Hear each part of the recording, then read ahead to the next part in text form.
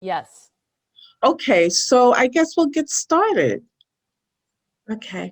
Well, good evening, everybody, Hunter College High School alums, faculty, students, and, guests if we have any. I'm Judith Daniel George. I'm class of 1979. I'm the vice president of the Hunter College High School Alumni Association and the chair of its diversity committee. I want to welcome you to this evening's Diversity Roundtable discussion titled Sustaining Equitable Admissions for the Future. Tonight's discussion is the second of our three-part series, which examines the issues of diversity at Hunter College High School. Last June, a group of Hunter High School students wrote a letter outlining their personal experiences as students, reflective of the lack of diversity in the high school, especially as it compares to the total population of New York City public school students. And with, parents groups and faculties members, as well as, members of Hunter College Campus School and the Hunter College High School Alumni Association, we got together and we supported the students through their efforts of increasing diversity and really bringing this issue out to the forefront over the past several months. The Alumni Association's Diversity Committee wanted to address you, the alums, directly, and engage you in this ongoing conversation. And so over the past several months, many members of the Alumni Association's Diversity Committee worked together to put together these diversity roundtable discussions and to bring to you this series. I would like to thank two alums specifically, Noah Kaminsky, and for coming up and conceptualizing this idea and bringing it to the Diversity Committee, and David Robeson for working along with Noah in helping to develop the proposal and pulling together our panelists. But this has been a really group and team effort over the past several weeks to months. Now, I have to say that when we talk about increasing diversity at Hunter, we're talking about increasing the number of students of Black and Latinx heritage and lower socioeconomic backgrounds to be more reflective of the current student population in the city. I will always state that this is what we're talking about. We understand, we recognize that there are other minority groups in the within New York City, and some of them are underrepresented at Hunter College High School, as well as other who are overrepresented at the high school compared to the city census. And we understand that this is an emotionally charged topic for many alums, the students, the faculty, and the administration. But our goal here is the goal of our efforts is for Hunter to continue to provide an excellent learning opportunity for a diverse population of students. We believe that a diverse education is an excellent education. So it tends to establishing a diverse student body at Hunter and maintaining this diversity by responding to the academic and social emotional needs of the students is not new. It's not a new endeavor with Hunter.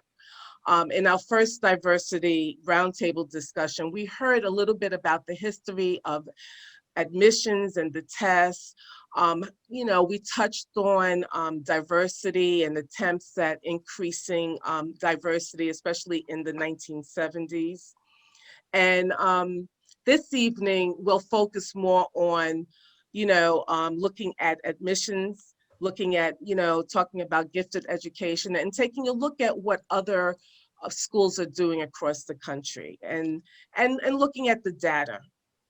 So I would like to introduce to you tonight's panelists. I'm not introducing them in any particular order, but tonight we have students. We have Aruna, we have Mia, and we have Durga, three students that have been very active in this this cause. You know, they've been worked really hard. We also have Rebecca Deans, who's a faculty at the high school. We have Hyla Kupferstein Torres, a past director of admissions at the Hunter College High School. In We class of have, 92, and I'm an alum, sorry? class of 86 and 92 at Hunter. Oh, okay, and an alum. Okay, thank you. And I imagine that as our panelists speak, they'll tell you a little bit more about themselves. We have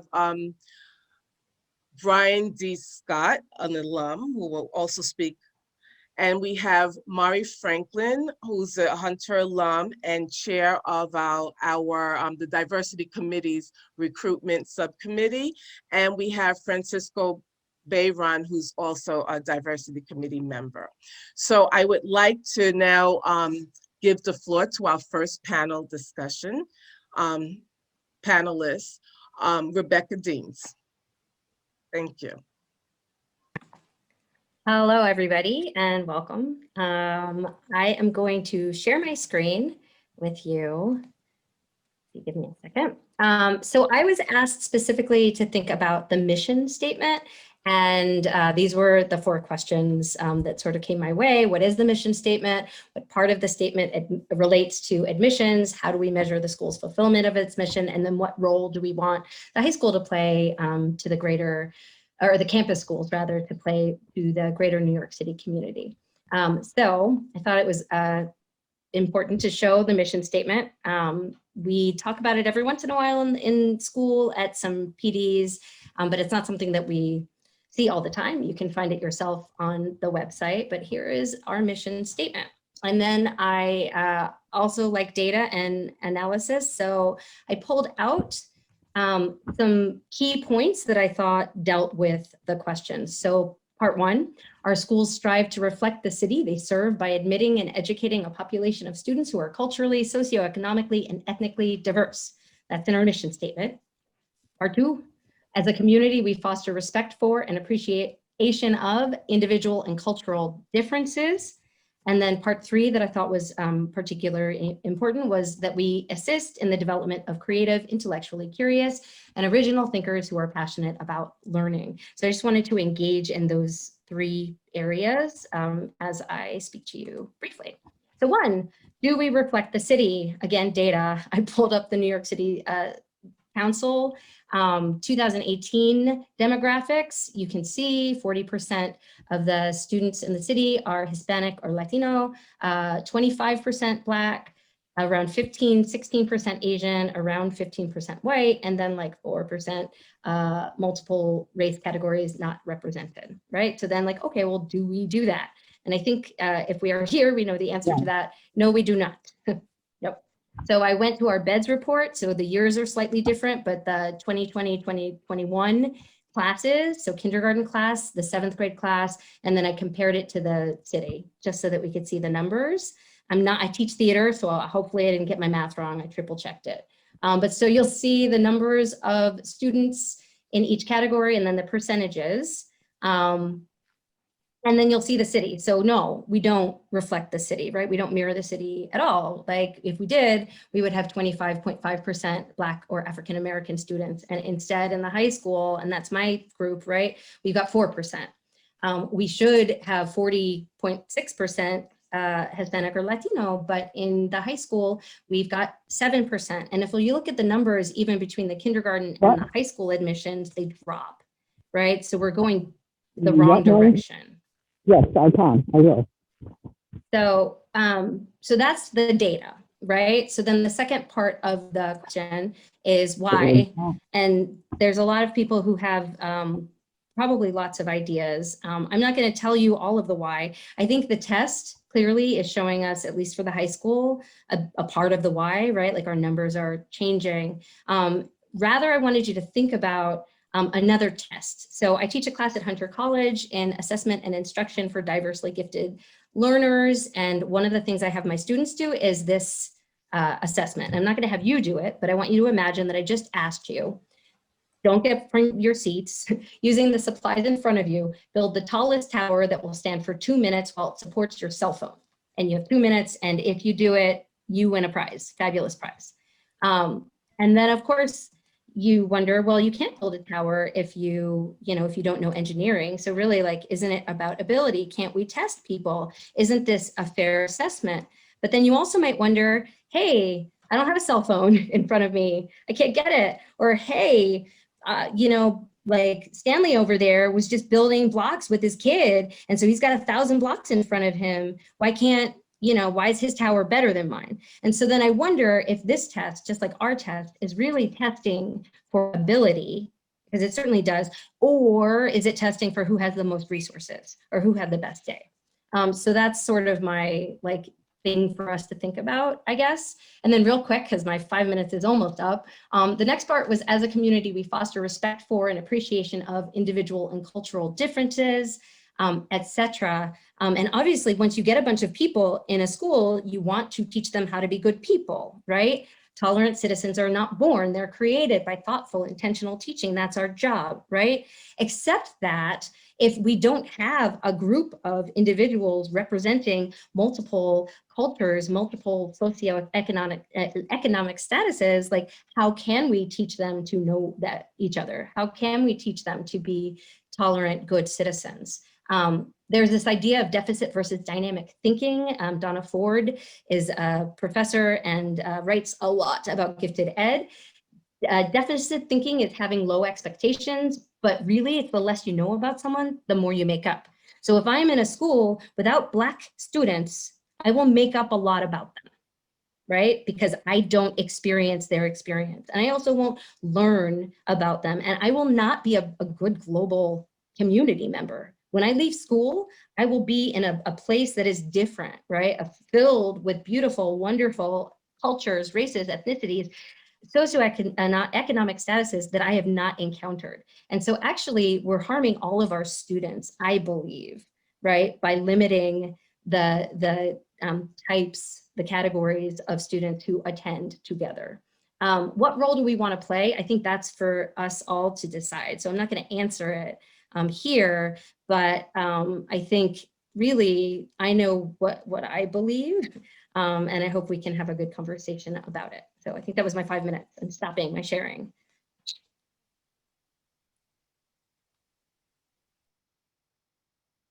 Okay, thank you, Rebecca. I know that we have two people here. We have a student and we have an alum that could talk about their experiences at the high school. And how, whether or not, they experience what the mission statement is, of the high school. So Mia, would you like to tell us a little bit about your experiences, your present day experience? Well, yeah, why we're here. I'm Black, for those of you that do not know. And also something that's really important to my identity personally is that I'm Caribbean, I'm West Indian. And growing up, I started off in an elementary school, sort of in a neighborhood closer to mine in Queens. And, everyone there understood me. They were from a similar background, all Caribbean. I could relate to them. And I had a pretty great time there. And then I sort of came to a place like Hunter, where most of the people that go to that school don't really look like me and can't relate to me. And the people that do, I can count on one hand. Like, I only know maybe 2 or 3 other Caribbean people. And I don't know, it just, being an underrepresented student just has a lot of harmful effects at Hunter. There's so much elitism and classism and racism that's upheld because of the student population. I don't know, it really just permeates every aspect of your experience at the school. And it's really not pleasant. And, Hunter's mission statement is to reflect the city that they serve. I know there are other, Black and brown, lower income students that the school is missing. I don't know, it's so obvious that those perspectives are missing just because, for one, I know a little bit about that perspective, and you can really feel it in every class discussion, just every hallway, every classroom. And Hunter is not upholding its mission statement. We need to be doing better, especially for the students attending the school, because I don't know, it's hard to describe. It's just not a safe and welcoming environment for students of color, specifically Black and brown students and those of lower income. Oh, and by the way, my name is Mia Montrose. I'm of the class of 2022, so I'm graduating next year, and I'm one of the student leaders at HCHS for Diversity, which you all may or may not have heard of before. Well, thank you, Mia, for sharing. And Brian, I know that, we would like to hear from you and what, your experiences were like. Okay. And it's interesting, Mia, I feel for you. I look at the fact that first off, I'm from the class of 83, as well as my classmate, David. So from 40 years ago, I did a little experiment of my own. I actually went into my yearbook and I counted everybody. And I wanted to see who was what. And so I'll share my numbers with you real quick. Basically back then, the mix was 71% of the student body was white, 7% was Black, 3% was Hispanic, and 17% was Asian. Okay. Then I also said, okay, let me look at the demographics of New York City at the time to see how those overlapped. So I did that as well. And I saw that the white population, 60%. So it was kind of close there. Black population, 25% underrepresented. The Hispanic population was 20% underrepresented. And the Asian population was 16%, so it was 1% overrepresented. This is something where those numbers say one thing, but, and we were talking before we started here, when I went to the school, I never felt challenged in the sense that it was an environment I was not welcomed into. Okay, and like I said, Mia, to hear your story really breaks my heart, because I really felt that, and I know my classmates will echo that. We all felt like we were there for a reason, and that reason was because of what was up here. And this stuff, the patina and everything else, didn't really come into play. I mean, I can mention one episode that happened with, and I'll say this is probably the only racial episode I ever ran into at the school. It was with Dr. Miller. And me and a friend of mine, Glenn Green, who's also Black, came back to the high school at lunchtime, and we were about to go in.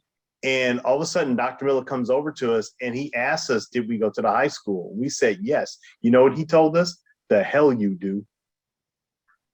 Yeah. And I was about to pull out my ID because I kept that with me and I still have it in my wallet to this day.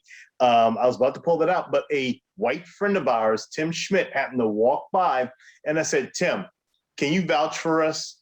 And he came over and said, yes. And then Dr. Miller nervously laughed at us.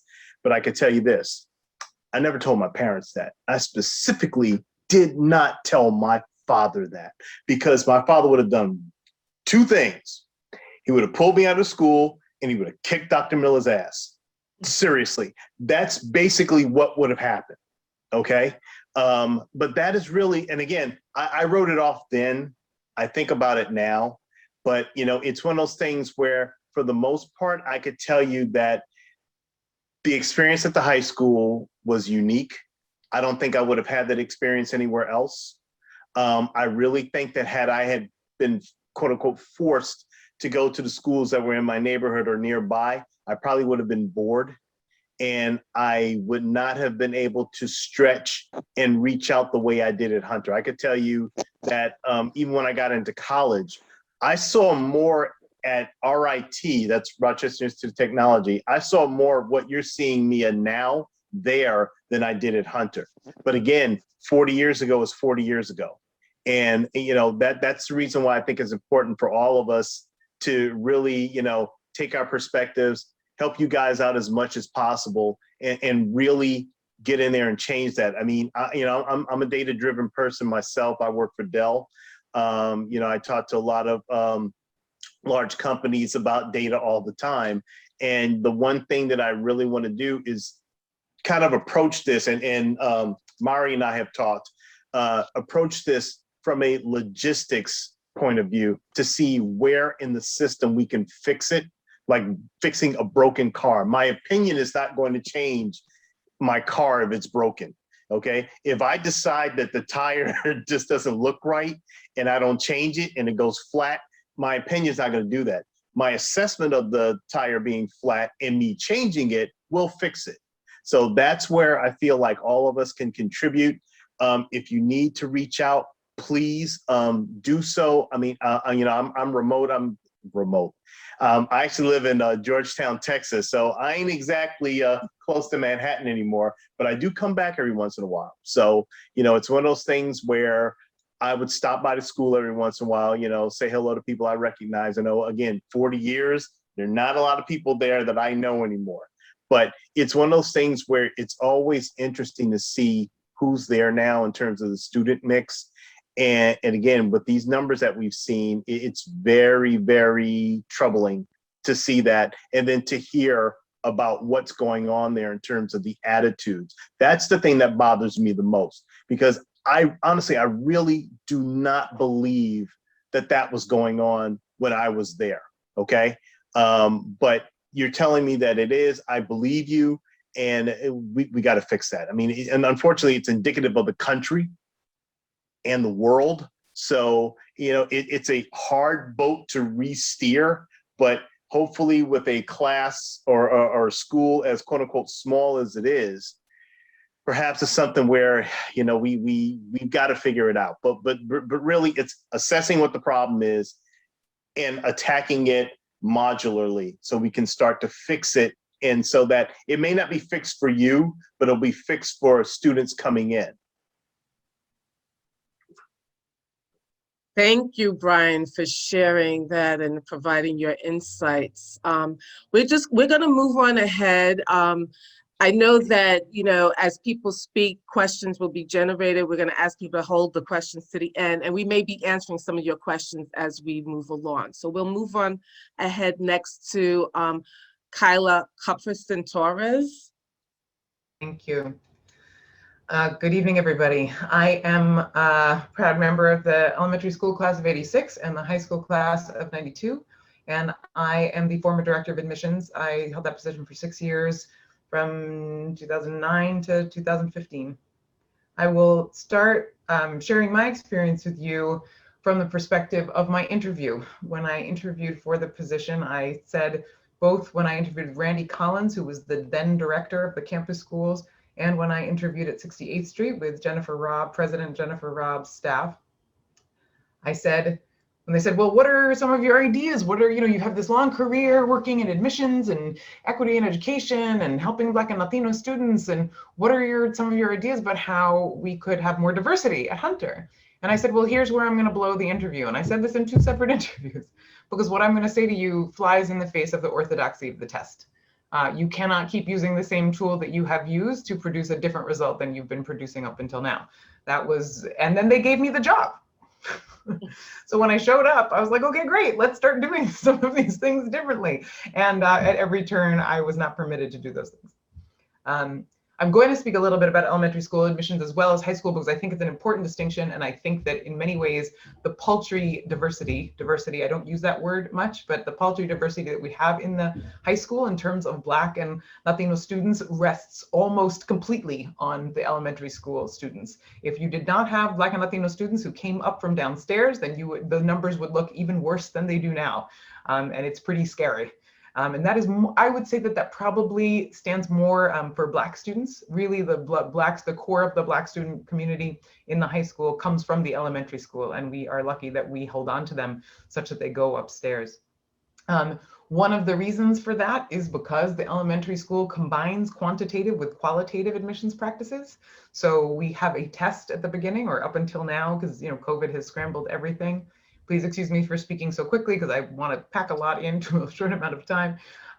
but we do, we have a quantitative piece at the beginning. The Stanford 25 is the test that the young children take, which some people can argue with how insane that is to have children take an assessment like that at that age. But then we also do a kind of dynamic assessment process where we bring them into a simulated preschool, and they're observed by 3 different psychologists. They do one-to-one interactions with different people. So you have a bunch of different views, as well as a recommendation written by the preschool teacher and an anonymous blinded, because again, we don't know students' identity when they go through this process, and the people who do have, or the selection committee don't know the identity.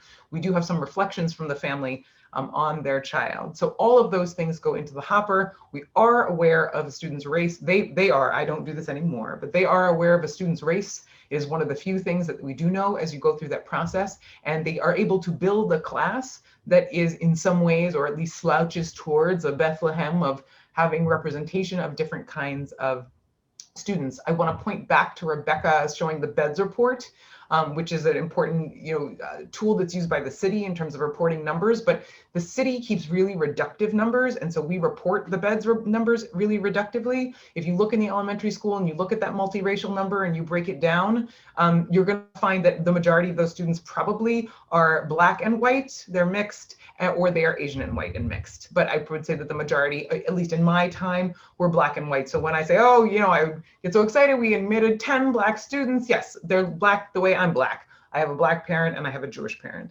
So that's an important thing to know, that so when it looks like Black students are really underrepresented in the elementary school, they're much more represented than the BEDS numbers will show, because of the way this city breaks it down. Also, the city also, I believe, still just does Black, white, Hispanic, Asian, and then like other. So you don't really know what other means when you're looking at city numbers. That said, when you begin the process of issuing the test every year, every August, I would get numbers from the Department of Education of which students scored what on the citywide test, which is the barrier, and I consider it a barrier to taking the test for the high school. Only students, now here's the one of the dirty secrets, we can only seat but so many students for the test. We have 4 old crappy buildings that we can potentially use to give this test in rooms that are poorly ventilated, where there are leaks, where there's no heat, where the desks don't match. I spent a lot of my time as director of admissions working with facilities to see how many desks we could get in how many rooms, full-size desks, so all the children would have the same opportunity to space and work. Left-handed children, right-handed children would be able to sit and do that test. So, trying some measure of equity for a day that is, at base inequitable. So you can only test but so many kids, which means you can only qualify but so many kids. About 60% of students who were eligible every year to take the exam would in fact apply to take the exam. So I had to work those numbers backwards when I decided what the cutoff was going to be. I decided the cutoff by looking at numbers. That was really all it was. Now, students who are getting 1s and 2s out of 4 on their citywide tests are probably not going to be competitive on the Hunter test, so you don't feel too bad about that. But when you're looking at the 3s and 4s, already we have lost a tremendous number of Black and Latino students in the city who are not performing at that level because they are going to racist schools, schools that are underfunded, schools that are in neighborhoods, all of the things that we know about American society, segregated schools. So when I talk about all of this admission stuff, I don't talk about achieving diversity. I'm not interested in diversity. If you are doing anti-racist work and looking for equity, then you will by definition have diversity. That's who will show up if you are making sure that people have equal access to something. So students who are going to schools that are victims of racism and segregation in this country are not going to have an equal opportunity to qualify for the test, are not then going to be encouraged by their families to have an opportunity to say, oh yes, leave Southeastern Queens where everyone is Jamaican or Trini or what have you, and are smart and come from good families, ride the train for 2 hours every day to go to a school where there are almost no people who look like you. Yeah, some parents aren't just going to sign up for that. They're going to be perfectly happy to stay in the environments where they are. So we, Hunter, though everyone thinks that we are the jewel, the amazing, the most fabulous opportunity that there is, it's not, we are not seen in the same way by every community. And so you have a lot of barriers that happen even before you talk about test day and you talk about scoring. And so, and not to insult your department, Rebecca, but when you get right down to it, our test, no one's really sure what that test tests. It is made up by the venerable members of the math department and the English department. I work with them closely. They put a lot of time and effort and thought into the exam. We have, at least in my time, one of the things I did was have the exam examined by some researchers and educational experts. There isn't really much bias baked into the exam. This isn't a like, oh, well, there's a racist passage or there's a gimme passage that's about from, you know, Ralph, from Richard Wright or Ralph Ellison. Like it's not, those aren't the problems with it. The test is a nice test made up by the people who are going to teach the children, but it doesn't have any empirical standard in which all students must be proficient at this. All students must be able to do this. The math, in fact, is math that if you are not preparing for the Hunter test and clear about what the kind of curriculum is that we're teaching at Hunter, you will not be prepared for that because that math is not taught in New York City public schools. So again, here's another barrier that keeps some kids out no matter what, right? And again, once you give this test, let's say the test is great and you get to the next round, well, what do? Again, it's a numbers game. You count down from the top for 500. Whoever gets the top 500 scores, those are the kids who get their essays read. It's not because they were more proficient at this or had a certain standard in this or did this well in math. And it's not like that. It's literally we count down from the top. It's quite reductive. And then we hand those essays over to the English department who, yes, work quite hard and have a meal together and read all the essays and they grade them with a rubric that they have. But that rubric doesn't necessarily, once again, have anything specifically to do with one, are they gifted? I'm not quite sure what that means. But number two, is their writing at a specific standard that is going to make them proficient in 7th grade and beyond at Hunter College High School. So none of these things really directly match any definition of what a successful Hunter College High School student looks like, or this amorphous notion of what it is to be gifted. Now in the elementary school, we're testing and assessing for potential because they're 4 years old and we really don't know. And having gone through the elementary school, I can tell you that as you reach 2nd grade, 4th grade, 6th grade, you see different capabilities emerging and receding. When we get to the high school, are we selecting gifted students or are we just exactly? Or are we just selecting students who are able to perform on a test? So if you want to, if gifted to you means people who can perform well on an exam, then sure, everyone at Hunter is gifted because everyone performed well on an exam. You know, I think that there are many, many notions of what that is, but I think that when you get to the 6th, 7th grade level, we're no longer testing for what people's gifts are. Certainly, we're not interested in what any individual's gift is. It's, were you able to fill out these bubbles appropriately and write at least a good 5-paragraph essay that can show that you have a good command of the English language and that you understood the question. So all of those things together sort of leave you with a group of students who are very well prepared for this type of exercise, whether by their upbringing at the school that they were able to attend, by their cultural bias, you know, in many ways. I'm going to say some controversial things, but, you know, the Asians are the new Jews, right? You have some things baked into cultural practices, which put education at the forefront, which put repetition at the forefront, which put a lot of skills at the forefront that will help you be proficient at this exercise of getting into Hunter. Jews, we were kept out of all of the schools back in the day because there were too many of us. We were overrepresented because Jews focus on education. It's actually part of religious practice, encourages the kinds of things you need to do to be good at school. The same is true in Asian culture. If you come from a culture where a test is the only way that you get access to higher education or better education, that's something that has come with the Asian populations in the same way. It's like, we did it there, we do it here. You can't fault people for following the rules, right? Do well on the test, get into the school, reap the benefits. So if you want then to create an institution that is not only following the mission statement, saying that you want to expose people to a range of views and have a dynamic classroom, but that has any aspect of equity to it, you have to control for those things. And so to me, the only way to approach this is with an anti-racist bent and understanding how do we make this school reflective of the city in which we live. Something else that has been denuded, the mission statement has been denuded of what was once there. It's no longer, and I see, Rebecca, that's been taken out even of any place, is that we're no longer a lab school. That was one of the arguments I made when I was being stopped at every different turn to try and some different strategies to increase representation of Black and Latino students. And yes, I agree with Judith. When I talk about, I don't say diversity, I don't say BIPOC, I don't say any of those things. I talk about anti-racism and I talk about inclusion of Black and Latino students where there are none.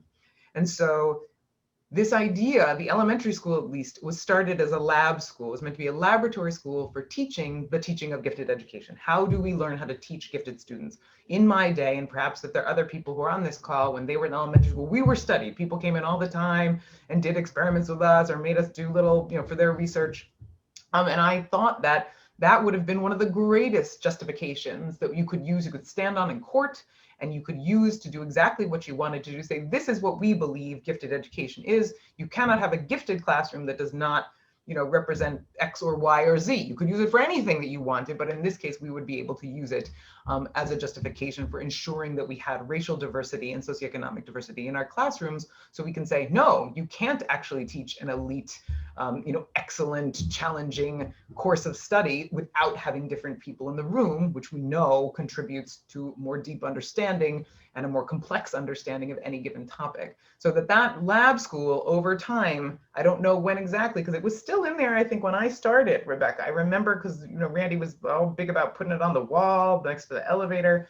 But that lab school piece is gone. So that is something that, would have given people in my former position or people who are in that position now, perhaps some latitude in understanding what it meant to define giftedness or what it meant to define what our classrooms should look like. But that also is gone, along with many of the programs that, were started by Dean Scott and some other folks in the 60s and 70s and 80s, which allowed for special seats for kids from socioeconomically disadvantaged backgrounds and paying attention to these other factors, looking at kids who were on the bubble, bringing them in a summer program, which I know even people in my class did who came in for that summer school. Even doing that with some of the elementary school kids who perhaps were not performing at the highest of, the top of their ability, to make sure that they were prepared to go to the high school if they were going to continue to have that automatic admissions process. So, for me, as someone who has sat in that seat and really seen the constraints of the admissions process from the inside, and how it prevents us from doing anti-racist work at that level, and how it prevents us from creating an equitable school environment, whether you compare it to the city or you just compare it class to class, literally class to class, right? Like 7-1 can have no Black kids in it, and 7-2 can have no Black kids in it, and 7-3 can have one Black kid in it, and 7-4 can have one mixed race kid who, like, might look white but really has a Black parent, and then all the other classes have no Black kids at all. And that's how you begin 7th grade after you've ridden the F train all the way from Queens, from your West Indian community where everybody knows your name, when you are perfectly capable, perfectly prepared, perfectly intellectually equipped to do this work. But perhaps after a year or two, and we see this because on top of the numbers of who comes in, we haven't really talked about the attrition and who goes out and how many kids do not survive. I can look at my 7th grade class to my graduating class. I can look at the 7th grade classes that I brought into the 7th grade classes that I brought in and as they graduated, and that those numbers dwindle. And that it says everything about the school. So I think that for me, there is really no other option but to either kind of blow it up from the bottom, or to put in lots of other pieces that allow us to find a class and take care of a class of students. Because I would say, I just bring them in, y'all people got to take care of them. But to bring in a class of kids that even vaguely resembles the city, let alone actually reflects the city.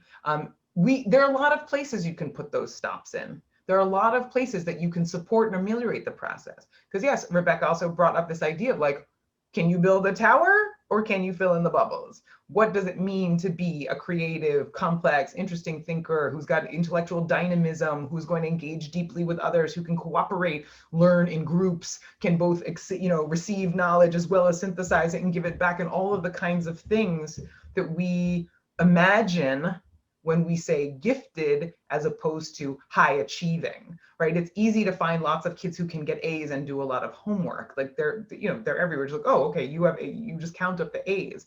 But when you think about the people who have complex minds, are able to solve problems and do those other things, there aren't a lot of activities in primary school that actually give kids an opportunity to do that.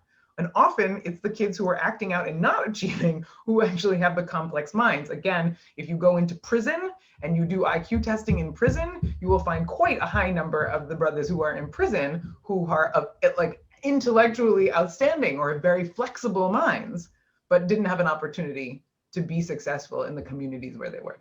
So I say that to say that our notions of giftedness often really rest on a foundation of achievement, of elitism, and of access in the beginning. And that if we're going to rebuild or revise our admissions process, we should think about this from like a 21st century perspective, but also just a common sense perspective, which says that like not everybody fits into one peg. And if you really are talking about people who are special, gifted, capable in all those ways, that's a complex question that cannot be answered by a blunt and simple tool like the test.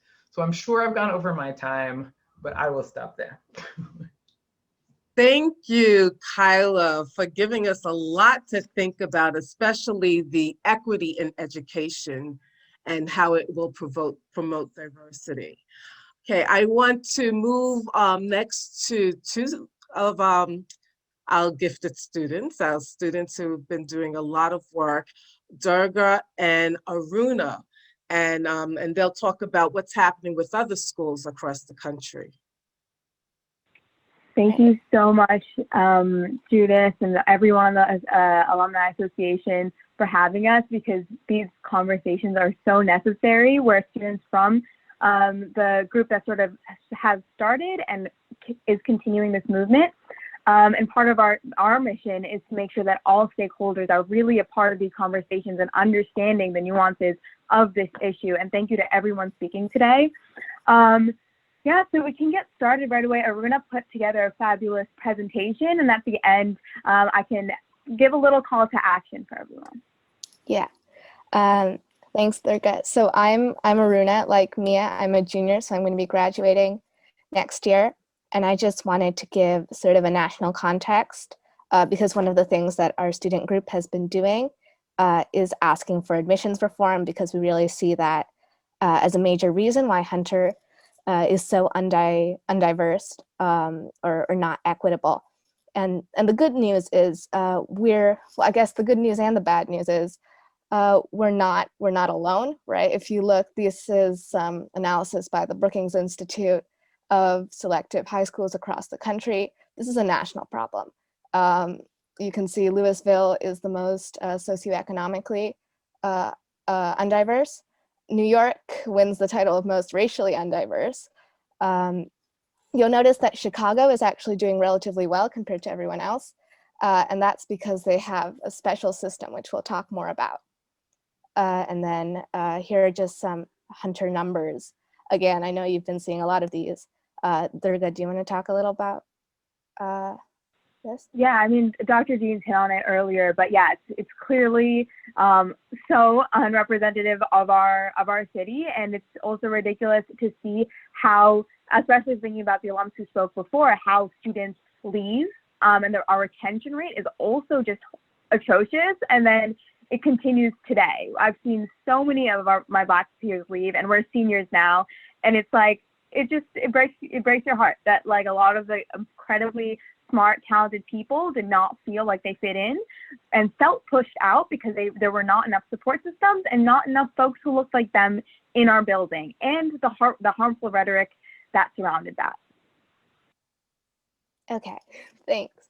So I'll start by talking about the Boston exam schools. So Boston Latin Academy, John D. O'Brien School of Mathematics and Science, and Boston Latin School, which are, highly competitive schools, not only in Boston, but even if you consider them in the national context. So here are just some stats. You can see that the pool of applicants represents the Boston public school system pretty much. But if you look at the percent of applicants receiving an invitation, the statistics are, really horrifying. Only about 22% of Black and 24% of Latine students receive an application, compared with around 58% of Asian students and 65% of white students. So this makes a real difference. According to state data from 2019, 90% of the graduates at the city's exam schools, the 3 schools I mentioned in the beginning, go to college, compared with 55% from the rest of the district.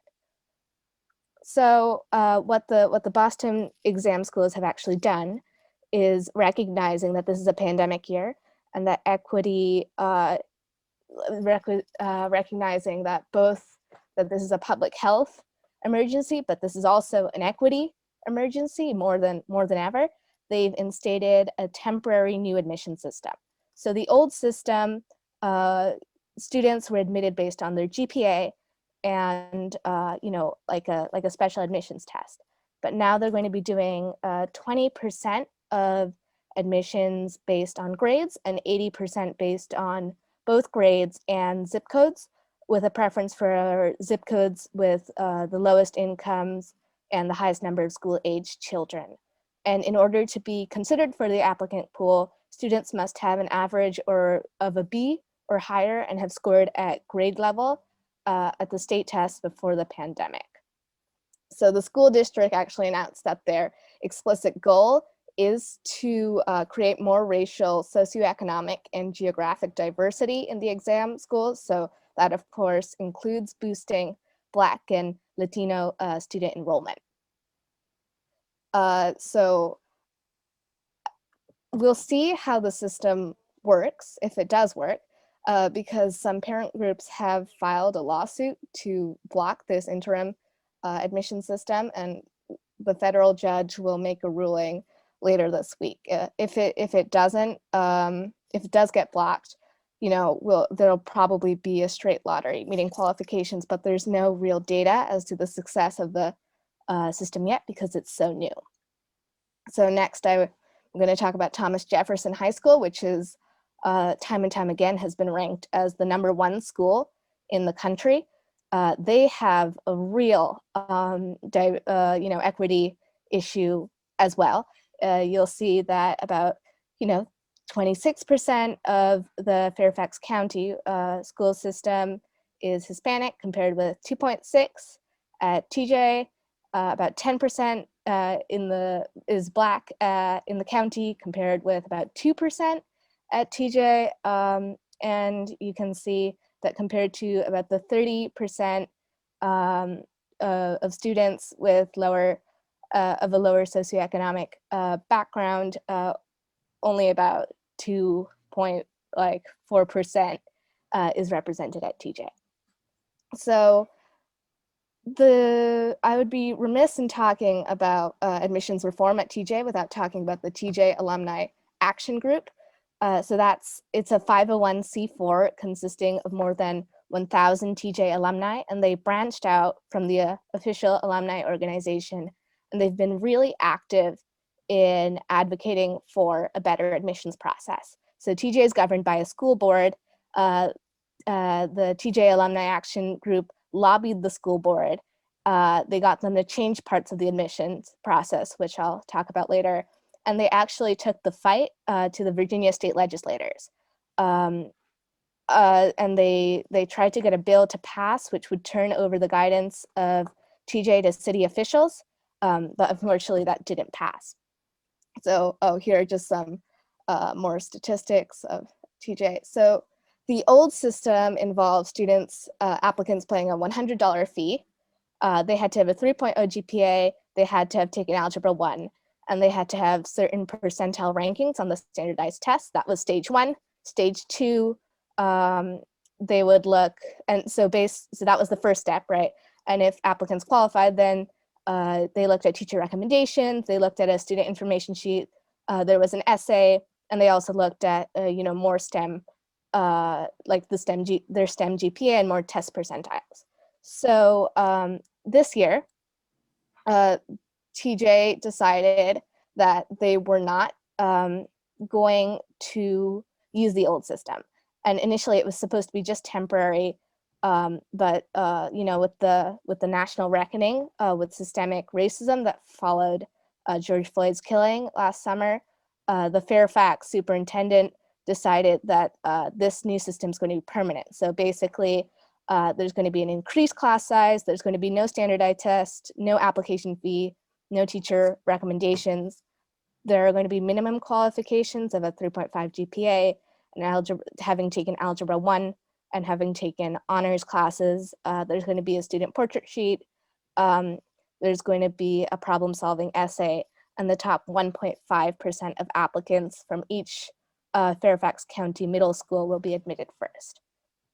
So this is actually facing two lawsuits alleging that, that the test was illegal and discriminatory towards Asians. So those have yet to be settled. Now we've got Lowell High School, which is in San Francisco, and they're also a highly competitive school. They've also changed their admissions permanently this year. So the old system used test scores and grades and had a student body that was not at all representative of the overall of San Francisco. So this year, the San Francisco Board of Education suspended, quote unquote, merit-based admissions because of a lack of grades and test scores due to the pandemic. And later the board made this shift permanent. And they voted to use a full lottery system. And actually the new 9th grade class is more diverse. Hispanic students grew by 10 percentage points and Black students grew by 2.9 percentage points. So the board cited systemic racism as and the lack of diversity at Lowell as the primary reasons for this switch. A lot of the efforts really stemmed from some, anti-Semitic and anti-Black posts on Padlet, which is like an online forum that many classrooms use where you can post sort of anonymous sticky notes to take part in discussions. And students sent an email to public officials that became viral, and a lot of alumni took interest, which is one of the reasons why a new system was enacted. The official alumni group, however, came out in support of the test. Supportive alumni had to branch out, but they weren't as official as the TJ Alumni Action Group, which is actually a 501c4 organization. So, and then we'll go to Chicago, and I'll pass it off to Durga. Thank you, Aruna. That was really great. So just going to the first slide. Yep. So we can see that all selective enrollment after sorry, my mother came into the room. So all selective enrollment ends up being equitable after the system that I'll go over in a second. And the top 4 still have a lot of issues with overrepresentation and underrepresentation, but as a system as a whole, they're doing a lot better than we are as a New York City school and as Hunter. So if you can go to the next slide. So the system in Chicago, it's made up of 11 selective enrollment high schools. Applicants take an admissions test, ranked up to 6 of these schools, and each applicant is given a composite score based on an entrance exam score, a 7th grade score on state tests, and their GPA, which are equally weighted. Next slide, please. Thank you. And this is where the equity is really built into their system. So there's first these so-called merit seats, which are the 30% reserved for the top scoring students. And then there's tier 1 through tier 4 seats, which are 70%, which are weighted, and it takes from the lower socioeconomic status, different tiers that are factored in. So each tier has an equal number of the Chicago public school students. So the tiers are determined using a number of factors that they really dived into and laid a clear structure for laying out for the school. So it's the median family income, percent of single parent households, percent of households where English is not the first language, percent of owner occupied homes, adult educational attainment, and the average state test scores for schools in attendance area. And with the Chicago system, we can see how equity and excellence really can go in hand, because they have produced such amazing results using the system that they've created. And one of the folks who actually created this system for the whole Chicago public school system is the expert who we advocated for Hunter College to hire. His name is Rick Kallenberg, and they hired him. So right now is the opportunity for us to hold our administration accountable, because they finally listened to us after such a long time of advocating for these issues and making our voices heard in our unequitable admission system. And now we have the chance to see what system is developed and making sure that that system is pulling Black and Latinx students and isn't just a sort of facade that we can put up. So that's it from our end, Aruna. If so, I'll end with a bit of a call to action. Awesome. So as alums, you all have so much power in your skill sets and in your knowledge about Hunter and the world and how you see things in a way that we have not. And we're only just graduating now. And one alum who's been really actively helping us and promoting this movement is Carrie Toner. And if you are interested, it can really be any sort of skill set you have, like analytical, journalism, law, anything that you think you can contribute, please contact her at carrietoner@gmail.com. I don't think I have access to the chat, but if she's here, shout out to her. And Mia, Aruna, again, correct me if I'm ever wrong, but it's KERRYTONER@gmail.com. For folks, for alums who want to get involved and actively help. So I don't know if any of the hosts have the ability to type in the chat, but if y'all can just put that in, that would be awesome, because you all matter so much. And like, it's just amazing that these conversations are even happening. So thank you. It's Carrie dot, KERRY dot TONER@gmail.com. Kyla, would you be able to write that in the chat, please? Sure. Can everyone Okay, see the thank chat? you. Okay, great. And Sure. thank you, Durga and Aruna, for that great overview of what's happening in schools in different cities across the country. Okay, we're Sorry, going to move. I don't have access to chat, so everyone, I can only do some direct messages, so I can. Okay, I someone else- think Mia Raymond wrote to it. do it if Okay, he's it's there. in. We have Great. it. Thank There? you. Got it? Thank you, Mia.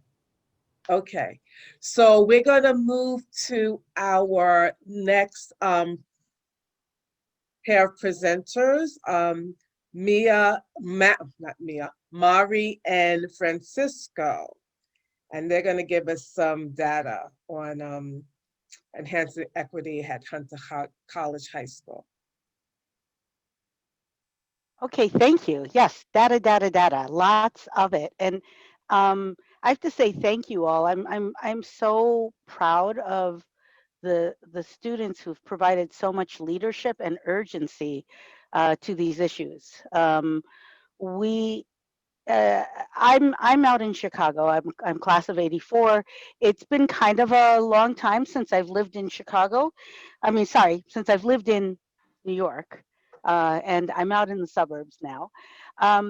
But you know, we were charged when I joined the diversity recruitment subcommittee last month or so, and then I became in charge of it, and then I started doing these roundtable discussions. It was really clear to me that there was a real hunger for like being able to master the data, and beautifully, this has been a team effort between myself and Francisco and Steve and Raymond. Steve and Francisco and I were joking about how the three of us represent like 3 Hunter generations. You know, Francisco joined after I left Hunter, and then Steve after Francisco, and we actually had a great time, which is a really wonderful thing to know that this has been like such a special thing for us to be part of Hunter, educated by Hunter, launched out into the world, and now given an opportunity to try to help contribute some experience to the effort, because you know, if we don't have justice, we really don't have anything at the end of the day. So, you know, why wrestle with data? I went to the University of Chicago when I left Hunter, and I fell in with a bunch of economists and was worked and trained with them for 6 years. There's a certain Chicago style of data and economic analysis and math, and we just some of us really fall in love with it. We wrestle with data to know what we know, to know what we don't know yet, to discover what we might be able to do better, and even discover things that we might actually be doing well in the midst of all of this angst. We also can use data to kind of model potential effects of making certain changes. So there is something between throw it all out and let's try to fine tune here and there. And it also allows us to create some baselines to help evaluate the effectiveness, to measure the effectiveness of things that we decide that we are going to try. So it's kind of like with these goals that Francisco and Stephen and I have added onto the efforts that were started by Raymond to really kind of wrestle with data and get us some real knowledge. So this slide I showed, there's a little note to Raymond in here. But this slide shows something that I showed briefly at the last presentation, where we have, through our admissions process, we have data drops, or we have representation drops in the group of students that are going from stage to stage to stage through our admissions process. So there is, across all fifth graders, about 67% average over the last like 5 years are African American and Latinx. Of the 3,500 students that are invited to take the test, about 25% are African American Latinx. Then out of the 2,000 students who apply and take the test, we have a 5% drop. We're down to 20% African American Latinx taking the test at that point.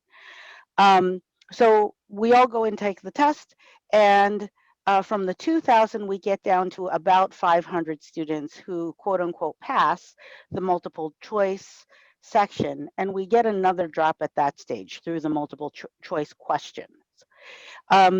Interestingly and gratifyingly, when you go from, once the kids get into the essay reading section, we actually don't experience a drop in the African American Latinx population from what I am aware.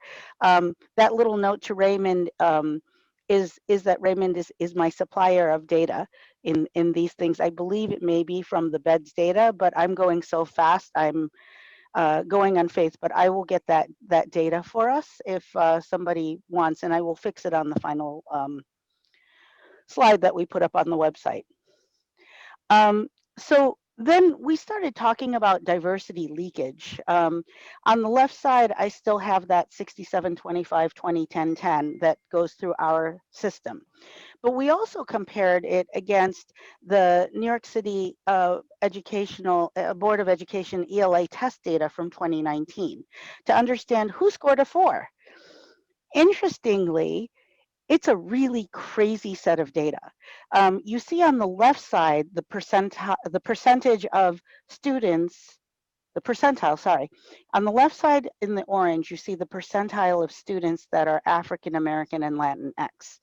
On the right side, you see the percentile that scored a 4.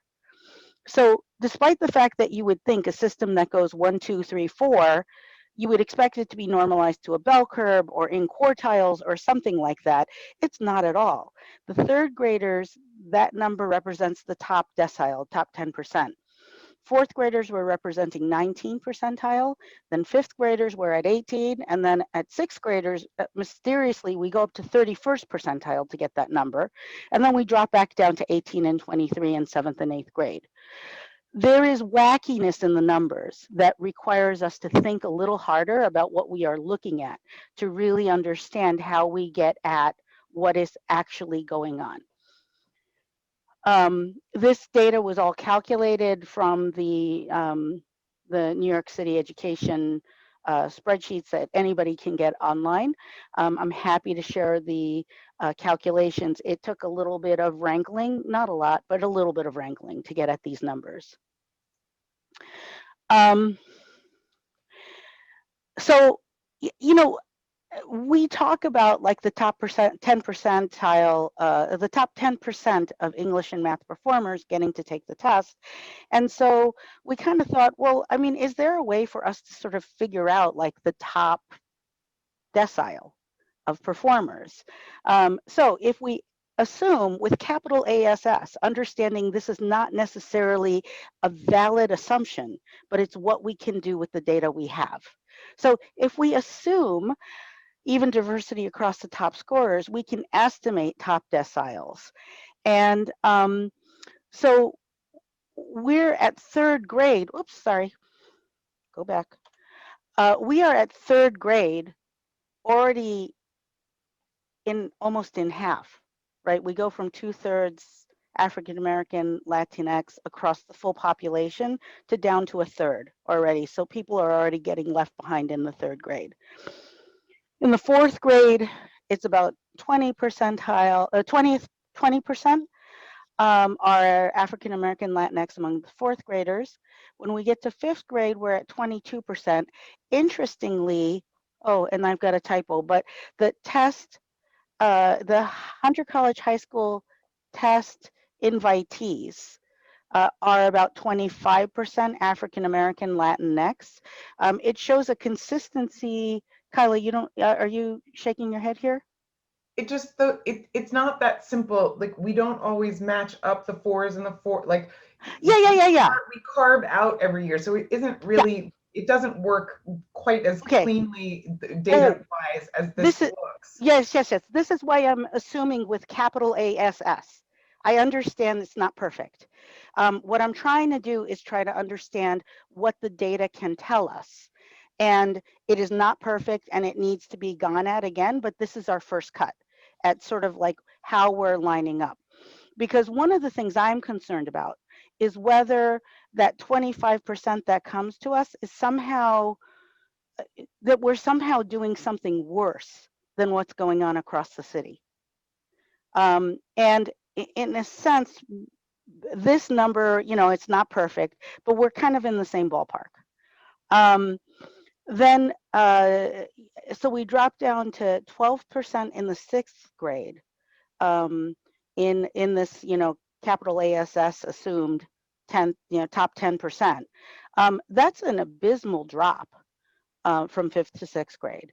And then seventh and eighth graders, it recovers a little bit. But these are things to kind of like know and understand and inquire about, because we're coming at it from a descriptive perspective, so that those that are working on the prescriptive problems have solid information to be able to say, look, we're prescribing this and descriptively here's what's going on. These are the deltas we're trying to do.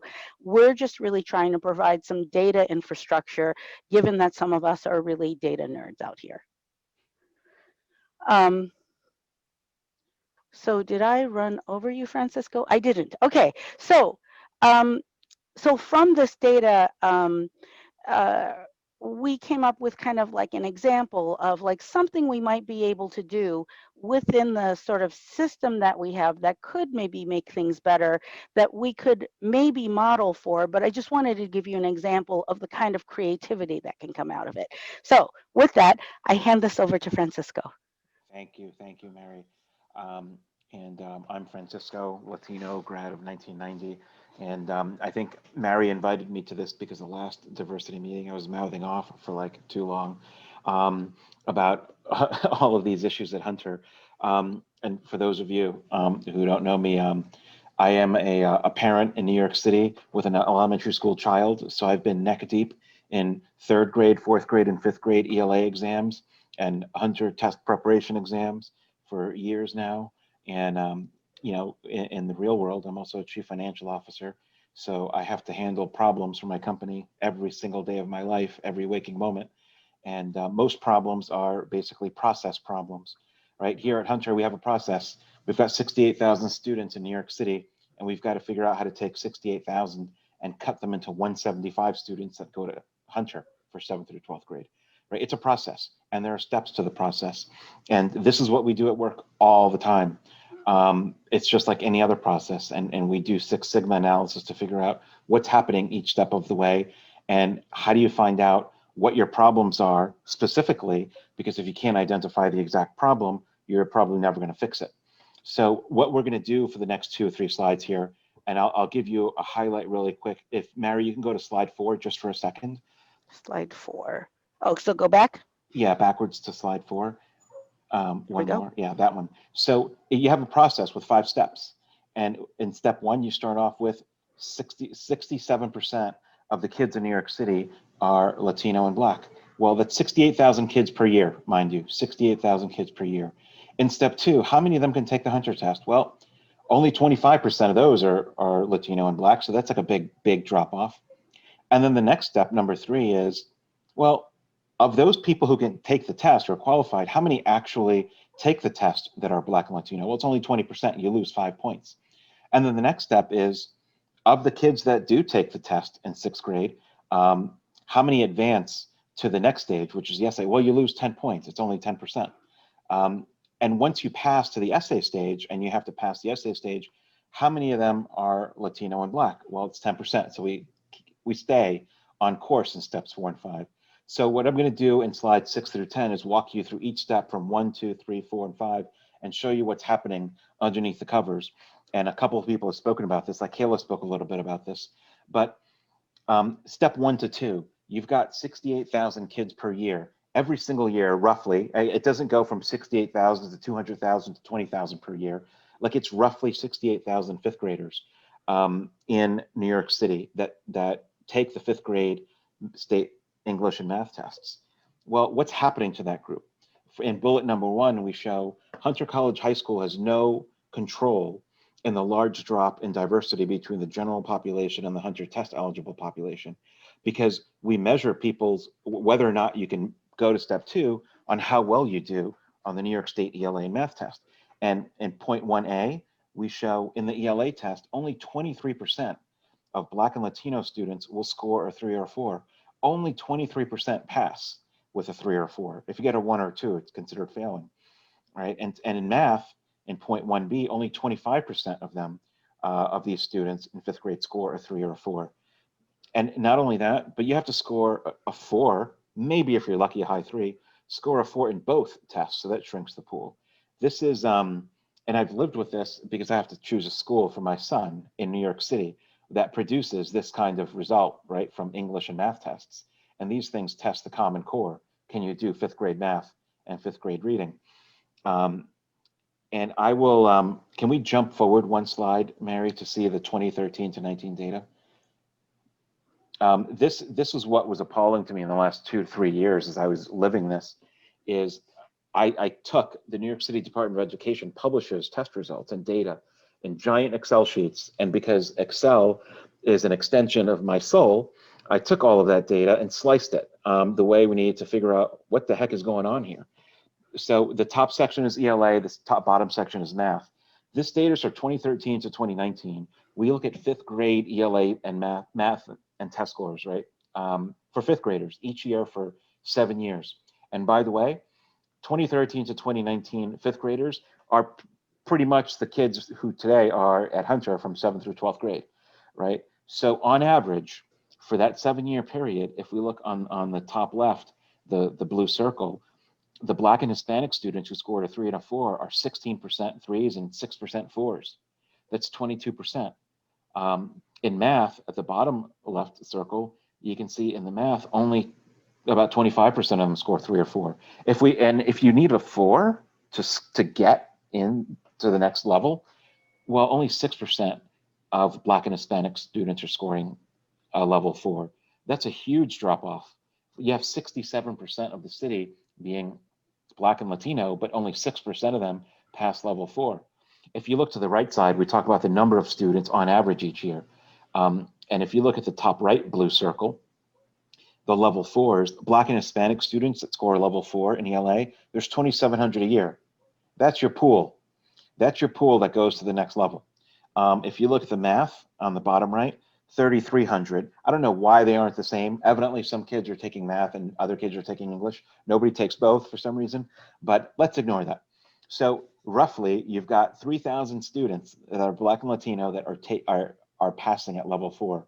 And if you go back to slide 6, Mary, when I saw this, many of us in New York City that look at the school system call it, the failure of the New York City public school system and their failing schools. I mean, there's a lot of rhetoric in New York City about that, but that's what that means, right?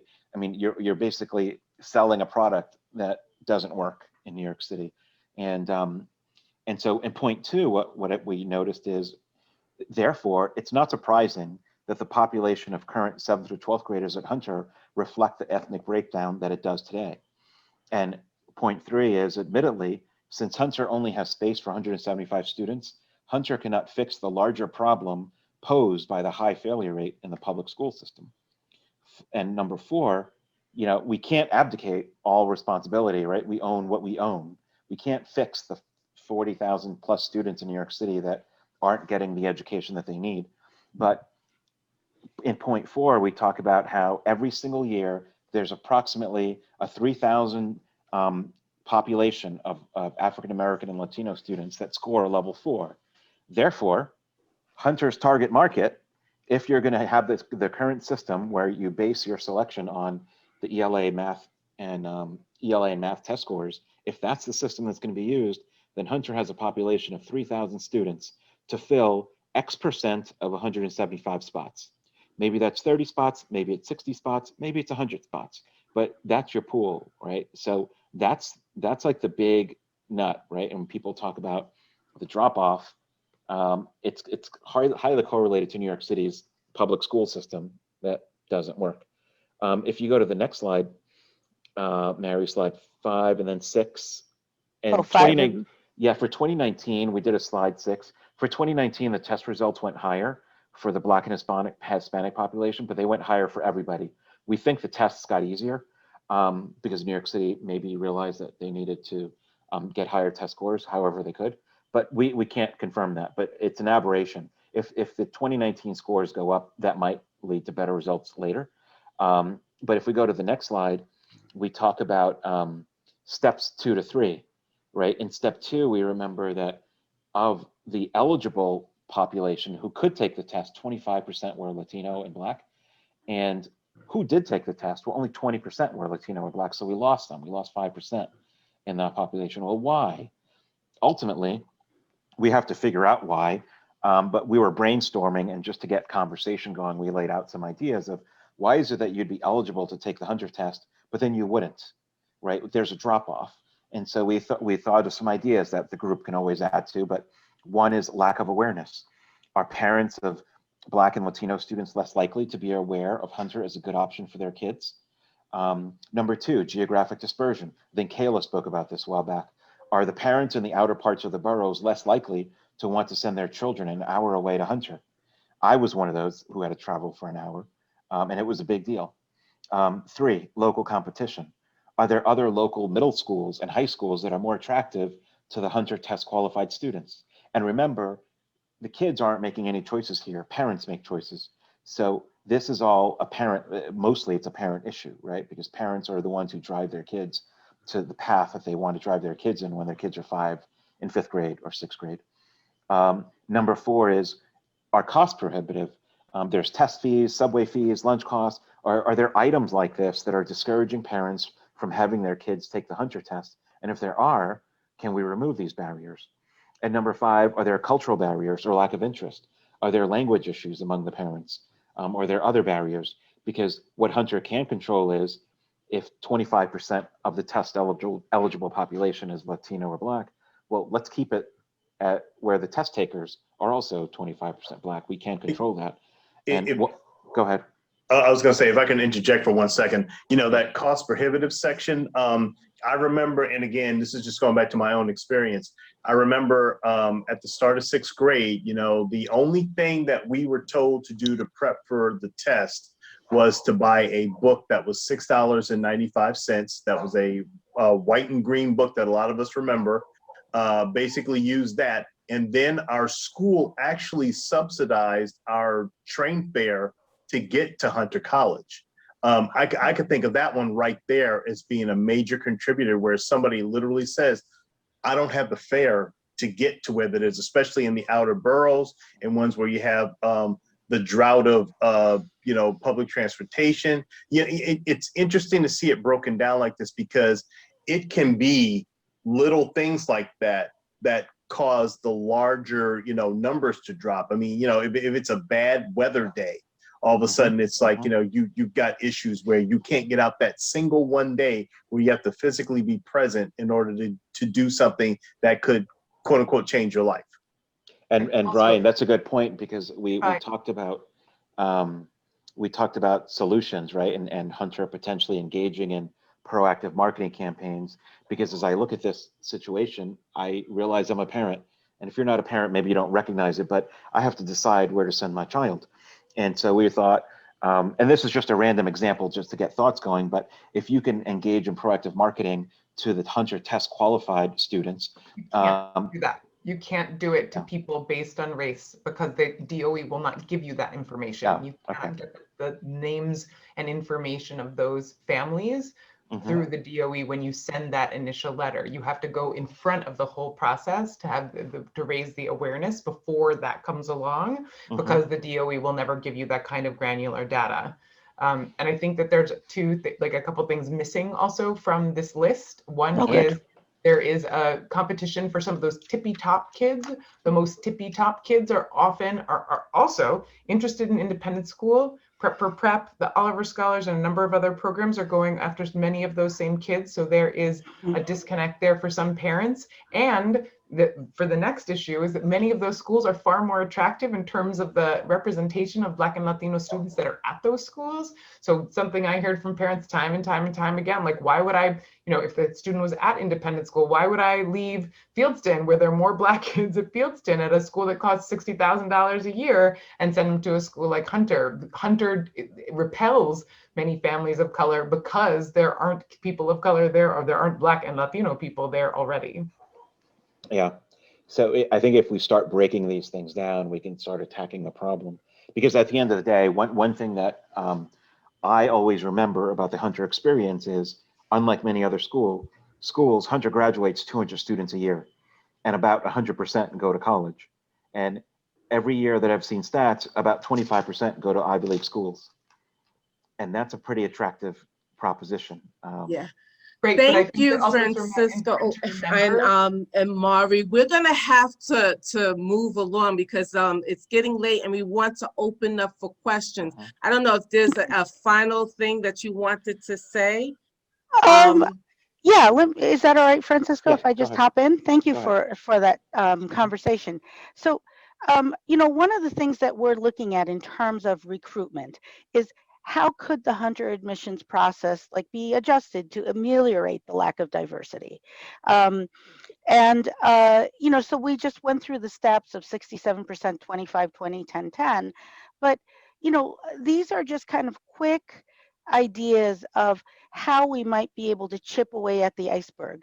We're not suggesting a big policy change, because we don't have the authority to do that. As alumni, we have limitations to our powers. Our powers are mighty, but they are in us being good stewards of the brains that we were given, the training we were afforded, that started at Hunter.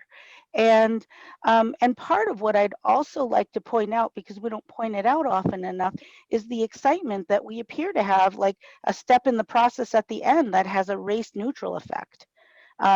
Where from the end of the multiple choice test to the number of admissions, we're not through the, is that wrong, Kyla, that through the essay review process? How is that race neutral any more than that multiple choice is race neutral? In fact, the analysis of the exam has found that the multiple choice section is not racially biased. And Yes, that's what I'm saying. Racially, so. Multiple choice portion appears to be racially biased. The essay review process appears to be. No, it does not. When it does not interrogated and examined, it has not been shown. That has not been shown. Okay, well, so then this is a thing for us to continue to hack at, because the difficulty in trying to make fixes is that if we're trying to fix a piece that isn't broken, we're not going to make any progress. And so we're trying to understand the data that we have available, and we're new to this process. Francisco and Stephen have just joined me in the last week and a half. and gotten to this level of analysis, we're pretty excited about it. We're pretty excited about doing more, about getting more data, getting more resources, and getting more partners in data crime, so to speak, and helping us kind of continue to provide more data, because we can also provide data to provide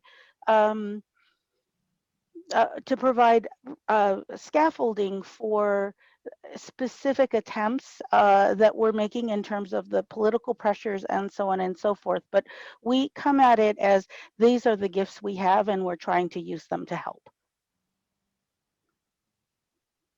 So I think that that's it. These are just Okay. kind of easy things, but I mean, they're not easy things. They're just that we have lots of data that we still don't understand, and so we're going to be banging at that for the next month. So we'll be back next month. Okay.